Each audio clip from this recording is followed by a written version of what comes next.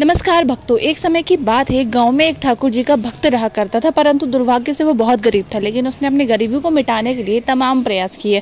उसने पूजा पाठ, व्रत, उपास जो कुछ भी बन सकता था उसने सब कुछ किया ताकि वो अपने माता पिता के कष्टों को दूर कर सके और समाज में मान सम्मान की प्राप्ति कर सके।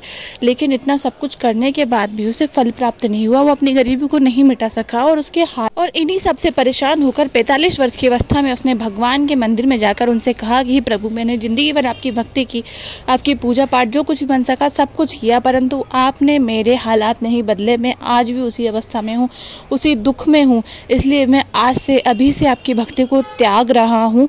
उसने उसके बाद भगवान की भक्ति को करना छोड़ दिया, लेकिन तभी से उसके हालात पूरी तरह से बदल गए। उसके पास पैसा आने लगा, उसके पास धन दौलत हो गई, उसके पास अपना खुद का बंगला, गाड़ी, सब कुछ हुआ। धीरे धीरे वह अमीर बन गया और इस लोक का सुख भोगकर मृत्यु को प्राप्त हुआ। और उसकी मृत्यु पर भगवान श्री कृष्ण के दूत उसे लेने आए और उसे बहुत ही सुंदर विमान में बिठाकर भगवान श्री कृष्ण के गोलोक लेकर चले गए, जहाँ की भव्यता का वर्णन हम शब्दों में नहीं कर सकते।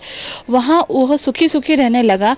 कुछ समय तक वहाँ सुखपूर्वक बिताने के बाद भगवान श्री कृष्ण के दूत उसके पास आकर कहते हैं कि आपका समय अब समाप्त हो गया है, अब आपको धरती लोक पर जन्म लेना होगा, इसलिए हम आपको लेने आए हैं। सुनकर वो बहुत दुखी हो गया, परेशान हो गया। वो तुरंत भगवान के चरणों में जाकर गिर गया और उनसे कहने लगा कि प्रभु, मुझसे ऐसी क्या भूल हो गई जो आप मुझे खुद से अलग कर रहे हैं, वापस मुझे उस धरती पर भेज रहे हैं जहाँ छल कपट माया दुख ये सब फैला हुआ है। मैं वहाँ नहीं जाना चाहता। तब भगवान ने कहा कि भक्त सुनो, ये सब तो कर्म का खेल है, ये तो प्रकृति का नियम है, इसमें मैं छेड़छाड़ नहीं कर सकता।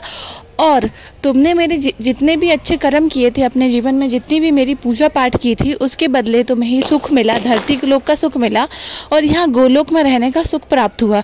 लेकिन अब तुमने जितनी भक्ति की थी वह सब समाप्त हो गई, जितने तुमने अच्छे कर्मों का संचय किया था वह सब समाप्त हो गए, इसलिए तुम्हें वापस धरती लोक पर जाना ही होगा। तुमने अपने जीवन के 45 वर्षों तक मेरी जितनी भी सेवा और भक्ति की, जितने भी अच्छे कर्म किए, उसके बदले में तुम्हें इतना कुछ प्राप्त हुआ है।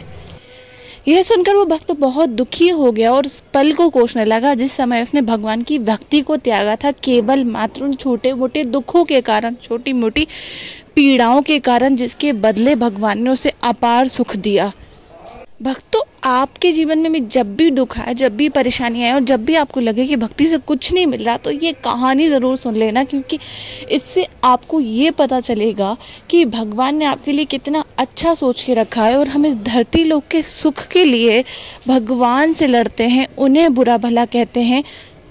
हम भगवान की माया को ही नहीं समझते कि वो हमें इन छोटे मोटे दुखों के बदले कितना बड़ा सुख देने वाले हैं। ये चीज़ हम कभी नहीं समझ सकते। धरती लोक का सुख कुछ भी नहीं होता उस ईश्वर के सुख के आगे।